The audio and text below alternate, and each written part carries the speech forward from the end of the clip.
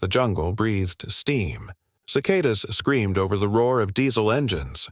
From the ridge above the bay, a group of Japanese officers stared through binoculars, their uniforms drenched in sweat and disbelief. Only 12 days earlier, this coastline had been a swamp, tangled roots, chest-high ferns, and black volcanic mud that swallowed boots whole. They had shelled it for weeks, confident no enemy could land heavy bombers here. Now, where mangroves once stood, a flat gray strip shimmered in the sun, 6,000 feet of compacted coral. Bulldozers crawled across it like armored insects. Graders sculpted its edges with a precision no artillery could erase. Trucks moved in perfect rhythm, hauling crushed limestone from the reef. And behind them marched men in faded khaki, bare-chested, sunburned, and singing over the noise. The Seabees. One officer lowered his field glasses and muttered, "They're not soldiers. They're builders." Another corrected him. "They are both." By nightfall, the first American transport planes landed, kicking up coral dust into the humid air. The Japanese officers said nothing more. They had just witnessed the impossible, an airfield born faster than their maps could change. The war that needed builders more than soldiers. The Pacific War was never meant for speed. It was a battlefield made of distance. 7,000 islands scattered across 64 million square miles of ocean, stitched together only by coral reefs, jungle, and fear. Every campaign began not with a charge, but with a question. Where do we land? The Japanese Empire had seized islands from Burma to the Solomons, fortifying them with concrete bunkers, anti-aircraft guns, and tunnels hacked into volcanic rock. Each was an unsinkable fortress, supplied by sea lanes guarded by submarines and aircraft. To attack one was to fight the ocean itself. By early 1942, the United States understood that victory could not come from battleships alone. It would require something rarer, the ability to build faster than the enemy could destroy. Every bomb dropped, every invasion planned, depended on runways, docks, fuel depots, and roads that didn't yet exist. The Pacific was a map of empty blue squares waiting to be filled. The problem of geography. Unlike Europe, the Pacific offered no railways, no ports, and no industrial centers to capture. Each invasion force landed on nothing: sand, coral, jungle. The first Marines to hit Guadalcanal in August 1942 had no airfield, no pier, no shelter. Supplies piled in surf. Trucks sank in mud. Ammunition rusted in the rain. In those first months, engineers and infantry blurred together. Men fought with rifles in one hand and shovels in the other. They built crude airstrips out of coconut logs and crushed coral, laying steel matting by hand under sniper fire. They learned that in the Pacific, construction was combat. A new kind of soldier admiral. Ernest J. King, Chief of Naval Operations, saw the pattern. Every successful landing needed engineers who could fight. Men who understood bulldozers and dynamite as well as rifles and grenades. The Army had its corps of engineers, but the Navy's island war demanded a different breed. Sailors who could build bases, lay pipelines, repair ships, and fortify airfields, often within sight of the enemy. So, in January 1942, the U.S. Navy created the construction battalions, quickly shortened to CBs, and then, inevitably, to ZBs. Their emblem was a cartoon bee wearing a sailor's cap, carrying a wrench, a hammer, and a machine gun. Their motto was brutally simple: can do. Recruits of skill, not youth. Unlike infantry divisions filled with young draftees, the Seabees were older, tougher, and already skilled. The average recruit was 37. Many had built highways, bridges, or skyscrapers before the war. They came from steel mills in Pittsburgh, shipyards in San Pedro, and farms across the Midwest. They brought with them the habits of foremen and craftsmen, problem-solving, improvisation, and pride in work done fast and right. They were not polished soldiers. They swore, smoked, argued, and worked without sleep. But when orders came, they executed them with precision worthy of combat veterans. Within months, Battalions of Seabees were scattered across the Pacific, from Bora Bora to Midway, building bases that would become stepping stones toward Japan. The tools of a new war, their weapons, were unconventional. Bulldozers replaced tanks. Road graders stood in line with artillery. Portable sawmills, concrete mixers, and pontoon barges became their arsenal. They fought not for territory, but for function, to turn any patch of earth into an operating base for ships and planes. Where the Marines landed, the Seabees followed, or sometimes led. They turned chaos into order, mud into metal. In Guadalcanal, they captured an unfinished Japanese airstrip, repaired it under fire, and had planes landing within 48 hours. That field, Henderson Field, became the heartbeat of the campaign. The Japanese called it the Cactus Air Force, never realizing that its roots lay in the sweat and muscle of the Seabees engineering under fire. By 1943, the Navy had over 60,000 Seabees operating in the Pacific, often building while shells still fell. At Munda, they bulldozed through sniper fire. At Bougainville, they cut through jungle so dense that maps were useless. Their enemy wasn't just the Japanese, it was rain, mud, coral, and time. To the officers planning campaigns, these men became invisible miracles. An admiral could order an invasion of an uninhabited island, and within weeks it would have docks, roads, hospitals, and airstrips. The speed was not luck. It was method, born from experience and sheer refusal to stop. And that method would soon be tested against the hardest terrain yet, the coral islands of the Central Pacific, where deadlines were measured not in months, but in weeks. From mud to method, the Seabees learned to outbuild the war. By the time 1943 dawned, the Seabees were no longer an experiment. They were a necessity. Every new Pacific offensive depended on their speed. Each airfield, each harbor, each supply base was a race against the tide, the weather, and the enemy's counterattack. And in that race, the Seabees learned a truth that would define the rest of the war. The side that built faster won faster. The Solomons, first lessons in speed. Their first major test came in the Solomon Islands, a chain of steaming jungles and volcanic ridges stretching toward Japan's defensive perimeter. Guadalcanal had proven they could build under fire. Now they had to prove they could do it everywhere, and do it on schedule. At Espiritu Santo, engineers turned a patch of swamp into a deep water port. They filled coral, blasted limestone, and laid 10 miles of road in record time. In Tulagi, they cut docks directly into rock, using explosives in patterns that doubled as demolition and design. In Munda, their bulldozers clawed through jungle so thick that each tree had to be dynamited out of the way. One officer wrote, "They worked like machines that had gone mad. No one told them to hurry, they just did." The Japanese air raids came almost daily, but the Seabees didn't stop. When bombs hit fuel dumps, they cleared debris, patched craters, and resumed grading the runway, often before the smoke cleared. Within 3 weeks, aircraft were operating again. The build and fight ethos becomes doctrine. At first, their motto, "Can Do," had been just a slogan on recruitment posters. By mid-1943, it had become a doctrine of speed under fire. Seabees operated in 2 shifts, 24 hours a day. They worked with one hand on a wrench and the other on a carbine. Their bulldozers carried machine guns welded to the hoods. They didn't wait for the front line to move. They moved the front line themselves. Their officers were not typical Navy men. Many came from construction companies, city planning boards, or civil engineering firms. They knew deadlines and logistics better than naval tactics. They measured victory in cubic yards, not kilometers. The Navy quickly realized the genius of combining civilian initiative with military command. The Seabees could improvise without losing discipline, a rare chemistry that made them both flexible and reliable. A Marine commander at Bougainville famously said, "The Marines took the island, but the Seabees made it livable." Jungle into infrastructure. The Pacific was a world that tried to erase progress as soon as it was made. It rained 200 inches a year in some places. Mud swallowed trucks. Coral dust blinded pilots. Every road became a river after noon.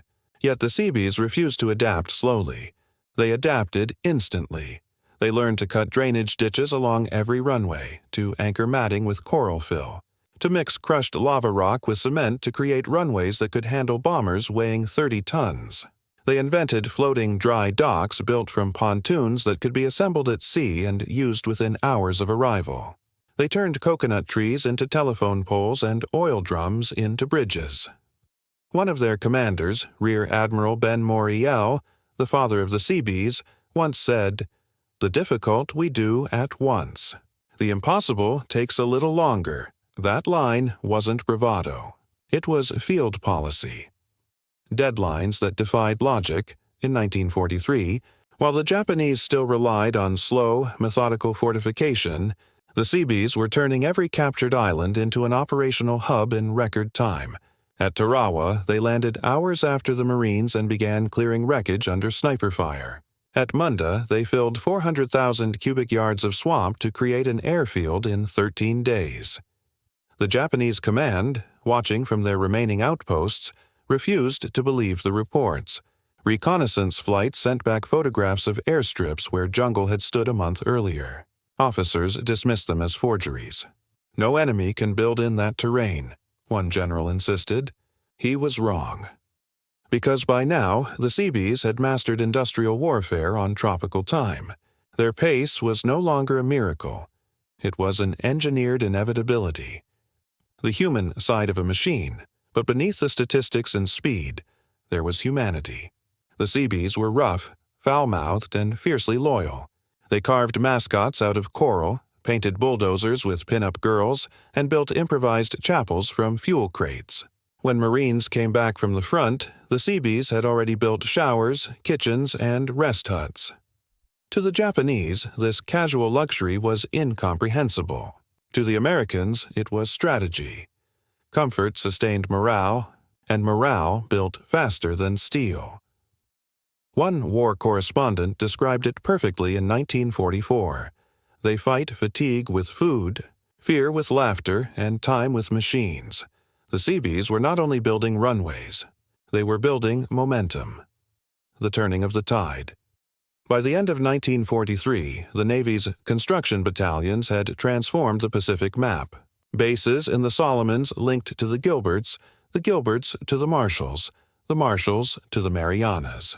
The path to Japan was being paved, literally.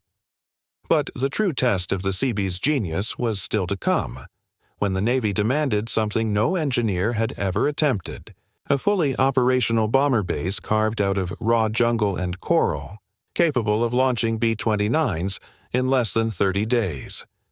That challenge would unfold on islands whose names would soon become legend: Saipan, Tinian, and Guam. And when the Japanese officers first heard those deadlines, they laughed. Until the runways appeared. How engineering became a weapon of war. The story of the Seabees is often told as one of brute force: bulldozers cutting through jungle, cranes lifting steel, and men working without rest. But to understand why their success stunned both allies and enemies, one must look deeper. Their power lay not only in machinery, but in mindset, in how they turned construction into strategy, and speed into a form of dominance no enemy could counter.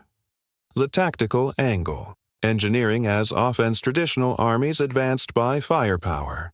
The Seabees advanced by footprint. Every runway they built was an invasion multiplied. Each airstrip extended the reach of American bombers. Each pier shortened supply lines. Each road allowed armor to move faster. They were not just supporting the war, they were shaping its geography. In the Pacific, territory meant distance. When the Seabees leveled an island and paved 6,000 feet of coral, that island became a new spear tip. From Tarawa, fighters could cover the Marshalls. From Eniwetok, bombers reached the Marianas. From Tinian, B-29s could reach Tokyo itself.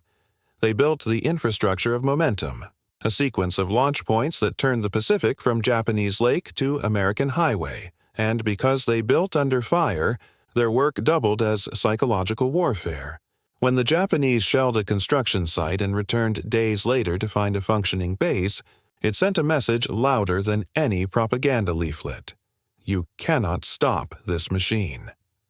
The technological angle, machines as multipliers, at the heart of the Seabees' miracle was their machinery. The bulldozer, a simple tool of peacetime construction, became the unsung hero of the Pacific War. A single Caterpillar D8 could move 10 tons of earth in a minute, carve trenches, or push wreckage into the sea. Its growl became the sound of progress. Engineers adapted every tool they had. Road graders built causeways across coral reefs. Draglines and cranes unloaded ships faster than docks could be built. When pontoon bridges were needed, they welded steel cubes into floating docks capable of holding tanks. When coral was too hard to dig, they invented explosives patterns to shatter it cleanly without cratering the surface. One observer wrote from Bougainville, "They work like mechanics building a world from spare parts." In effect, the Seabees turned industrial America into a portable empire. Every battalion carried its own miniature version of Detroit, a self-sufficient force that could move, build, repair, and fight without waiting for supply chains. The Japanese could destroy a runway, but not the method that created it. And that method, fast, modular, relentless, was the real weapon. The organizational angle, civilian genius in uniform. The Seabees blurred the line between soldier and worker, military and civilian. Their officers encouraged initiative, even defiance, as long as results followed. A lieutenant who ignored orders but finished a dock 2 days early was more likely to be promoted than reprimanded. This hybrid structure gave them speed. Decisions didn't wait for headquarters. Problems were solved on site, often by consensus. Foremen arguing over blueprints while shells fell nearby. It wasn't chaos. It was controlled independence, powered by trust in experience. A Seabee crew chief once told a war correspondent, "We build like we used to back home. The only difference is the neighbors shoot at us." That simple philosophy created the most agile engineering force in military history.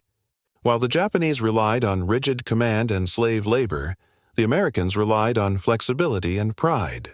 The difference was visible in every runway. One was coerced, the other was crafted. The moral angle, work as defiance war, usually destroys. The Seabees built, and in doing so they redefined what courage looked like. They fought not to kill but to create, to carve civilization out of ruin. When Marines went ashore, they brought fear. When Seabees arrived, they brought future. Their courage wasn't cinematic. It was patient, repetitive, mechanical.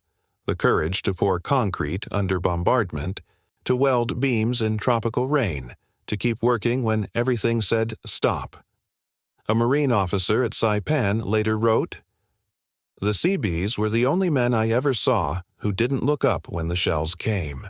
They just worked faster." That stoic defiance broke the enemy's spirit. For the Japanese, whose culture prized spiritual endurance, the idea that Americans could express heroism through construction, through effort instead of sacrifice, was incomprehensible. But that quiet endurance was the soul of the Allied war machine.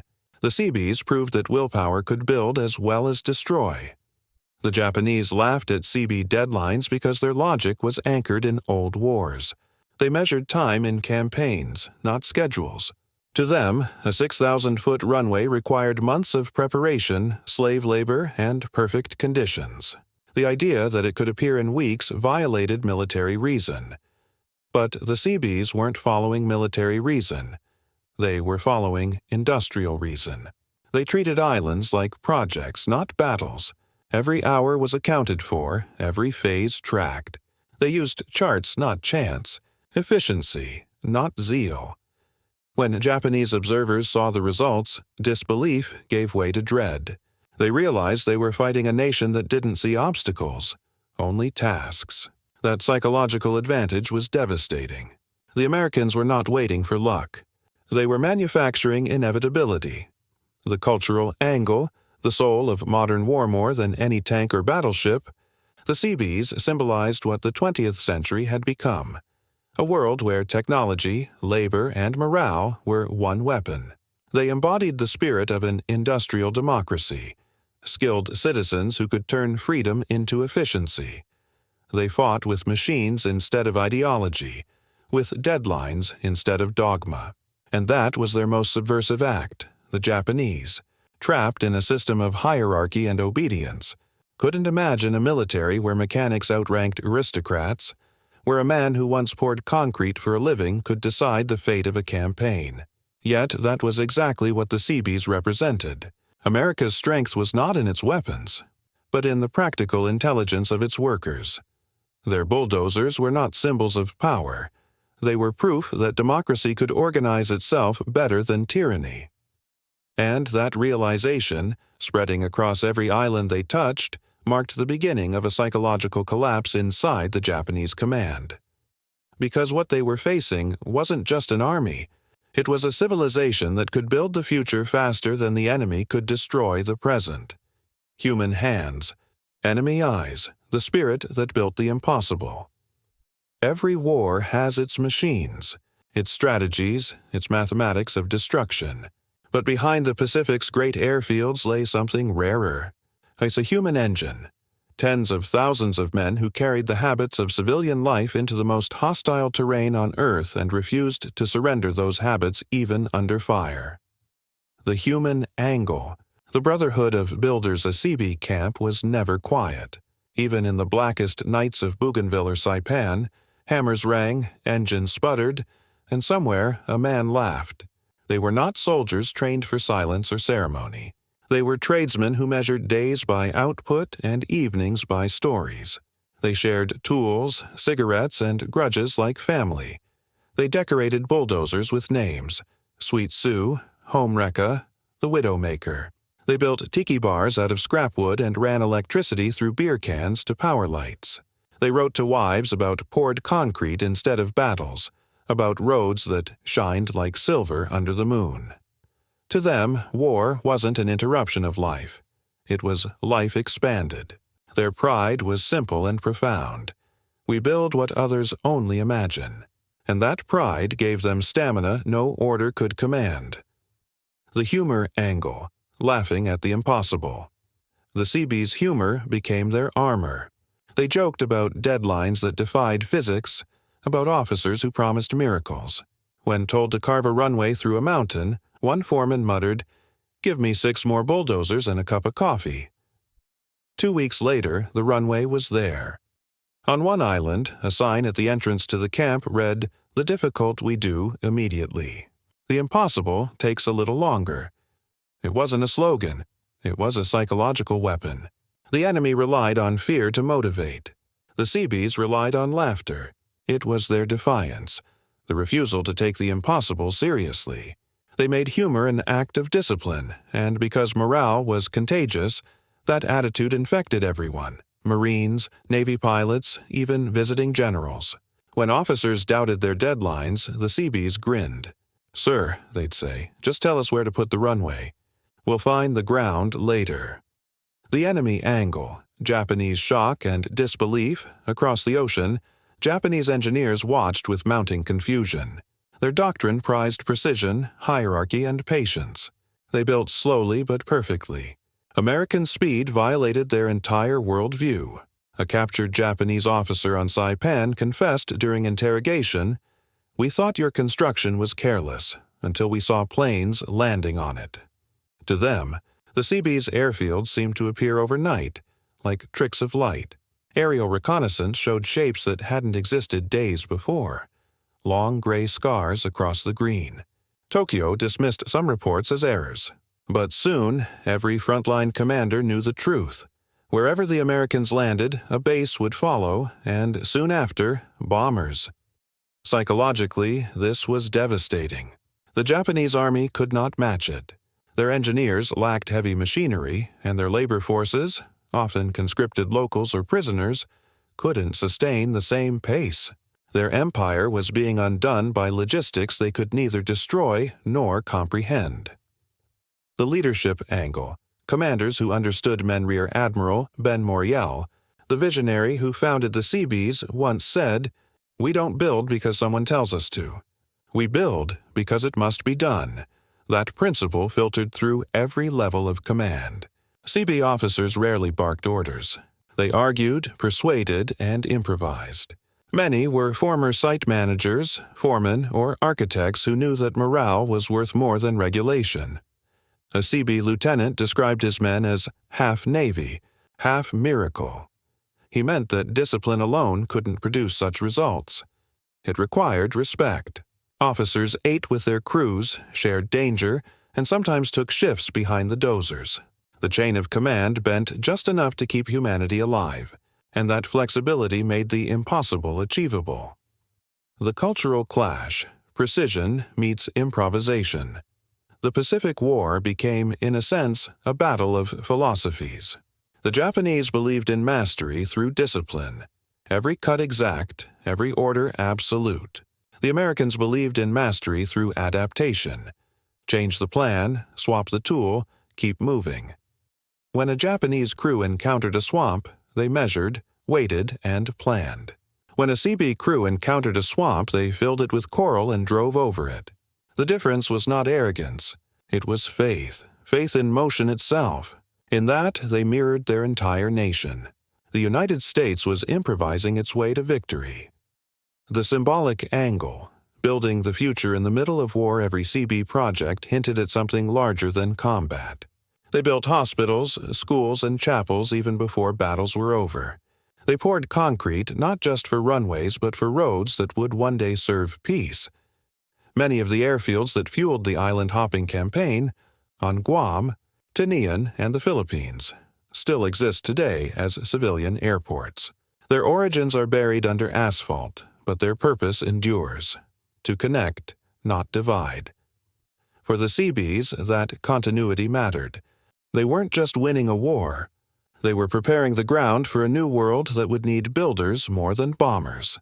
And perhaps that's why they worked with such relentless pride, because somewhere in their exhaustion, they understood they were not only destroying an empire, but constructing the century to come. Their laughter echoed longer than the sound of guns. Their deadlines became history's benchmarks, and their airfields born in chaos would one day serve jetliners instead of bombers. But before that, peace could come. One last test awaited. The Seabees' greatest challenge, the building of the Marianas runways under Japanese bombardment, where 6,000-foot strips of coral would rise from jungle in mere weeks, changing the course of the entire war. The race against jungle, coral, and time. The building of Tinian and Saipan, June 1944. The Pacific burned from horizon to horizon. As the U.S. Navy closed in on the Mariana Islands, the Seabees were already on the move, not as passengers, but as part of the spearhead. Their mission was audacious even by their own standards: land under fire, carve out fully operational bomber bases, and do it before the Japanese could regroup. At stake was nothing less than the ability to strike Japan's home islands. To reach Tokyo, America needed runways long enough for the new B-29 Super Fortress, 6,000 feet of solid coral on islands that were, at that moment, still enemy strongholds. The beaches of Saipan were chaos. Artillery thundered from the ridges, mortar shells turned the surf into geysers. Marines fought yard by yard, and behind them came the Seabees, 1st, 18th, and 121st Naval Construction Battalions, landing bulldozers and graders straight through the smoke. One witness remembered, before the beach was even secured, you could hear the dozers clanking off the landing craft. The Seabees didn't wait for safety. They began clearing debris and filling craters the moment they hit shore. Every minute saved meant a shorter war. Their orders were explicit: runway operational within 15 days. They drove straight into fields of wreckage, wrecked tanks, palm trunks, bodies. The bulldozers didn't stop. In tropical heat that melted asphalt, they pushed coral fill into shell holes and rolled the ground flat under sniper fire. When trucks bogged down, they rigged winches. When graders broke, they welded new blades from tank armor. By the third day, Marines were astonished to see the outlines of a runway already visible. The battle. Within the build, Japanese mortars rained on them every night. Air raids came at dawn. Snipers hid in coconut trees, firing until bulldozers crushed the trunks beneath them. The Seabees worked in shifts, 12 hours on, 12 off, though off usually meant patching machinery or digging drainage trenches. At one point, a shell struck the 18th Battalion's fuel dump. The fireball lit the night sky, but within hours, the men had dug a new pit and salvaged enough gasoline to keep the trucks running. "We can't stop," one foreman said. "The runways are foxhole." By day 7, the first 5,000 feet of graded coral shimmered under the sun. The engineers called it white steel. Each pass of the roller packed the crushed limestone tighter until it rang underfoot. They built faster than the Japanese could destroy, faster than anyone thought humanly possible. If Saipan proved the Seabees could build under fire, Tinian would prove they could build faster than time itself. The island was smaller, flatter, and closer to Japan, perfect for bombers if it could be taken and built up before the typhoon season hit. The Seabees landed with the 4th Marine Division in July 1944. Japanese defenders had fortified the cliffs and ridges, confident no machinery could survive on such terrain. Within 48 hours, bulldozers were grinding across it. Within 2 weeks, the island's geography was unrecognizable. One officer wrote, "They moved mountains in days," literally. By the end of the 3rd week, 2 parallel runways, Northfield and Westfield, stretched 8,000 feet long, gleaming white against the jungle. Each could launch B-29 superfortresses with full bomb loads to Tokyo and back. The Japanese command refused to believe it until reconnaissance photos confirmed the impossible. Airfields that hadn't existed a month earlier were now launching bombers at 2 a.m. The turning point. When time broke on August 1, 1944, just 31 days after the first bulldozer hit Tinian's beach, the first B-29 lifted off from the new coral runway. The roar of its engines drowned the cicadas and sent dust spiraling into the humid air. Japanese troops still fought in the northern caves, but the island's fate was sealed. Admiral Nimitz received the report with one sentence: "Air operations from Tinian are now continuous."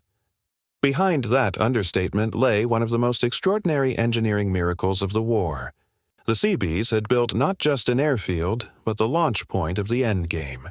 From those strips, less than a year later, the Enola Gay would rise into the dawn carrying the bomb that ended the war. But long before that final act, the Japanese had already understood. Their officers on nearby islands, watching through binoculars, saw the runways gleam where jungle had stood, and realized they were facing a civilization that fought by creating. The laughter that once met CB deadlines had gone silent. The Pacific had turned into a construction site too vast for the Empire to comprehend. And yet, the work was not finished. Ahead lay one final transformation. The moment the Japanese realized those runways were not just for bombers, but for an entire new form of warfare: aerial logistics, an unstoppable rhythm of supply, attack, and return that erased distance itself, when the Earth itself became a weapon. Once the Seabees finished the runways of Tinian and Saipan, the tempo of the Pacific War changed forever. Before 1944, every campaign had been an exhausting crawl, ships assembling for weeks, airfields lagging behind the front, weather dictating when the next strike could begin. Now, because of those blinding white strips of coral, the ocean itself became a launch pad. The air bridge to Tokyo from Tinian and Saipan, B-29, superfortresses lifted off day and night, 3,000 miles round trip, carrying 10 tons of bombs each. The bases the Seabees had carved in weeks were now sending destruction across entire continents. What had once been geography's greatest defense, the Pacific's vastness, had become irrelevant. Japanese radar operators on Kyushu began tracking aircraft appearing where no runways should have existed. Cities that had never heard the sound of war now heard it every night. The Empire's command posts tried to understand how such massive operations could sustain themselves. The answer was on the ground they had dismissed as unbuildable. The Seabees had done more than pave airstrips. They had created industrial ecosystems. fuel farms, repair depots, radar towers, weather stations, and barracks for 40,000 men. Each base was a self-contained city, supplied entirely by sea and powered by its own generators.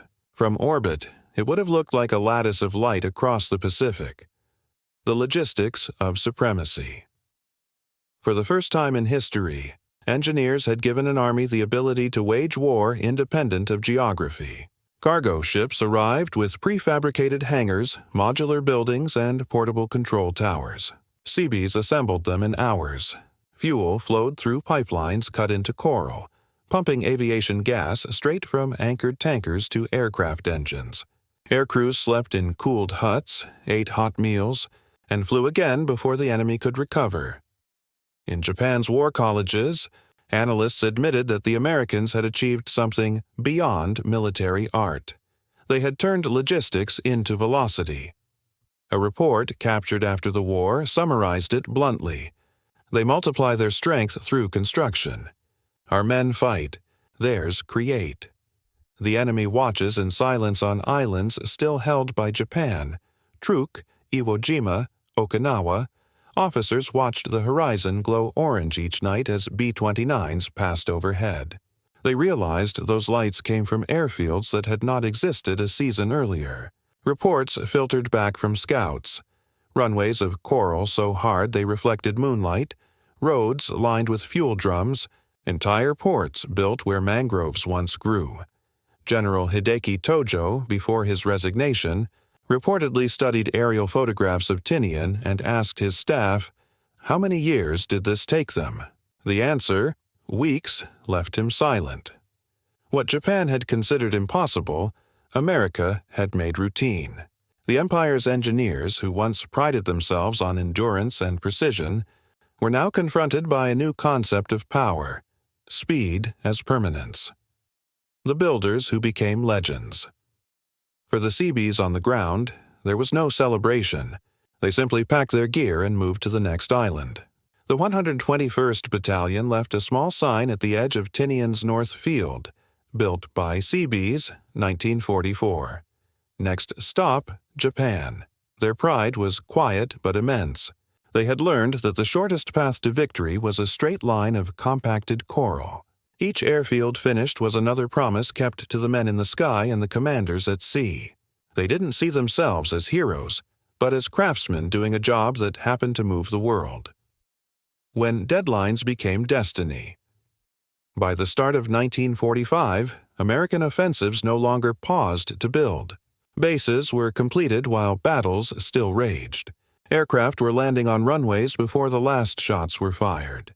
In some places, like Okinawa, the Seabees were pouring concrete within hours of securing the beachhead. The Japanese tried to adjust, to bomb, to delay.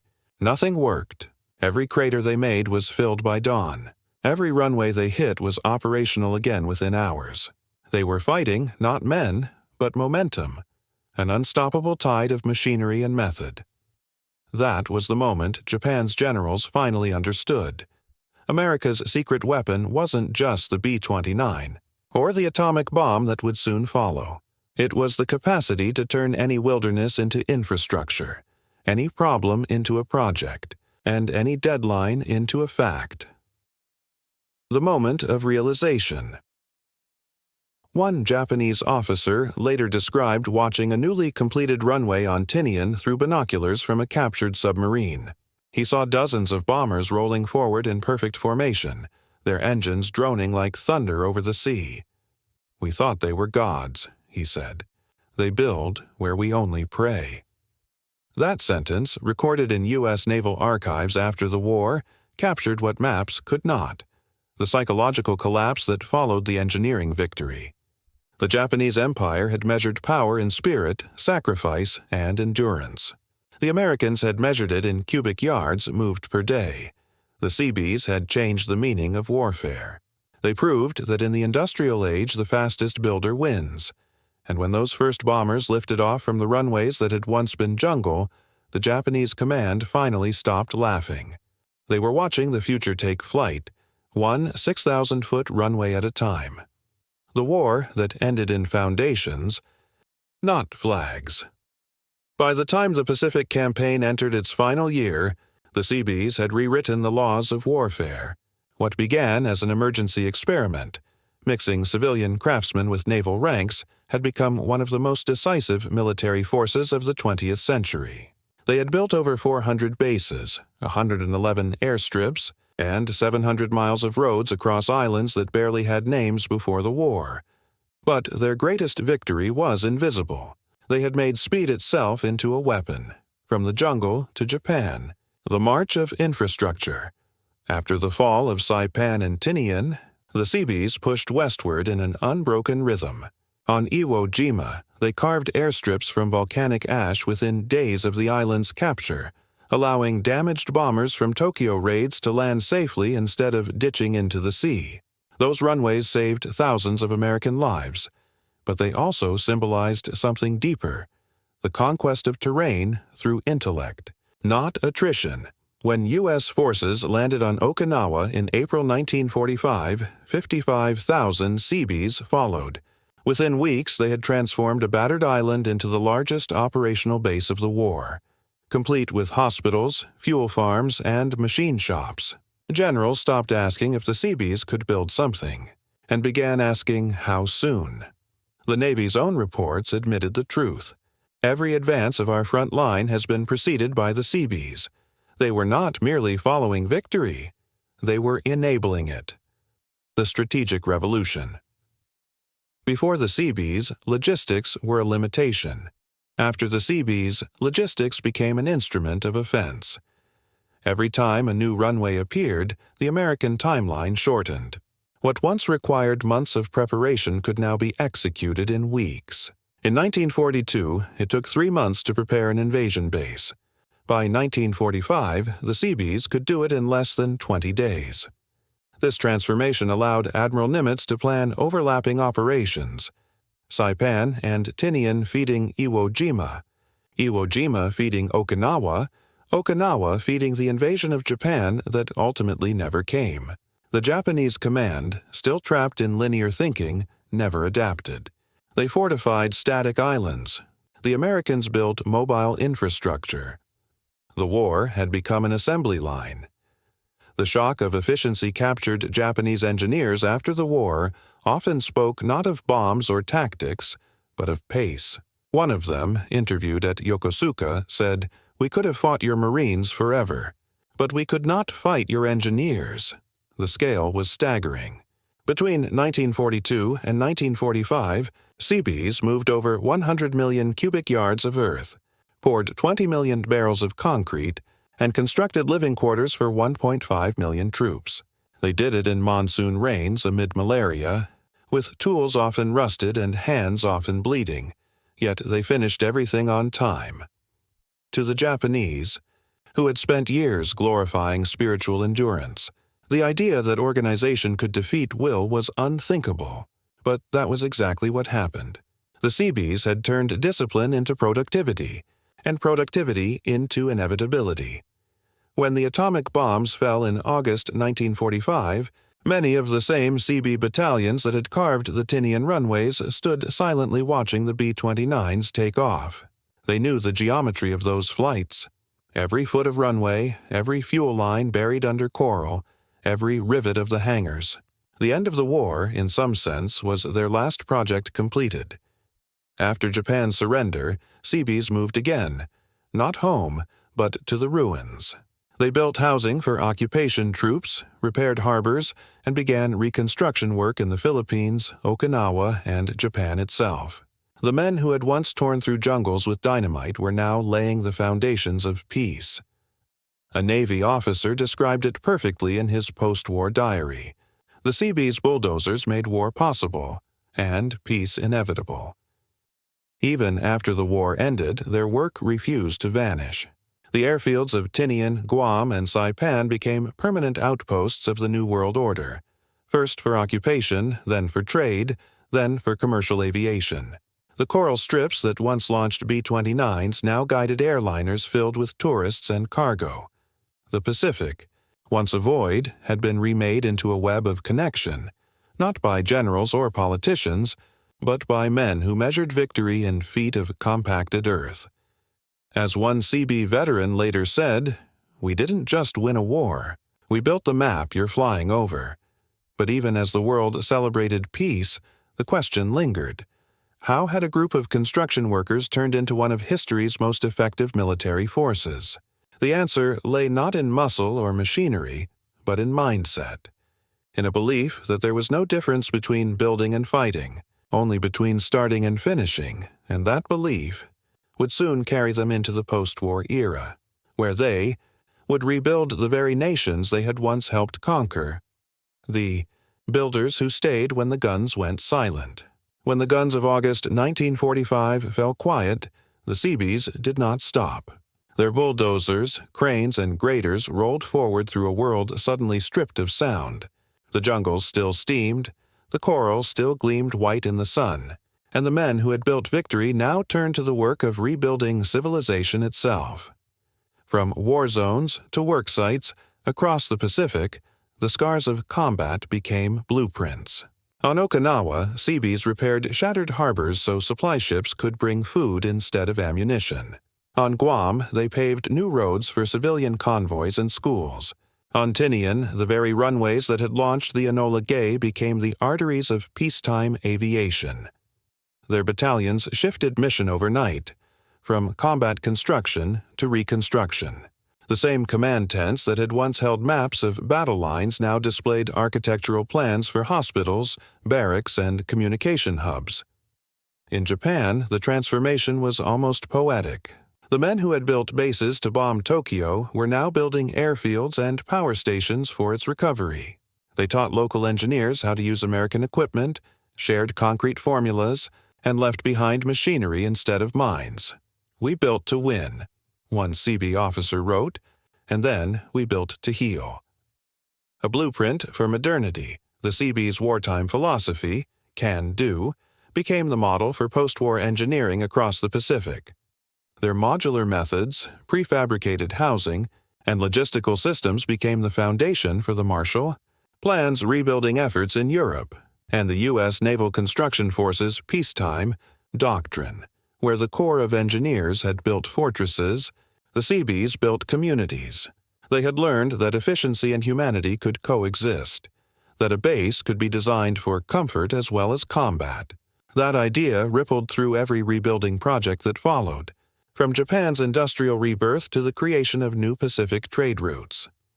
At Yokosuka, where American and Japanese engineers worked side by side, a Seabee foreman was asked by a Japanese counterpart how the Americans achieved such speed. He smiled and said, "We don't wait for orders to start working." It was a simple answer, and a quiet revolution. The legacy of the can-do generation. In the decades that followed, Seabees served everywhere reconstruction was needed: Korea, Vietnam, the Persian Gulf, and disaster zones from the Philippines to Haiti. Their spirit remained unchanged. No glory, no medals, just the job.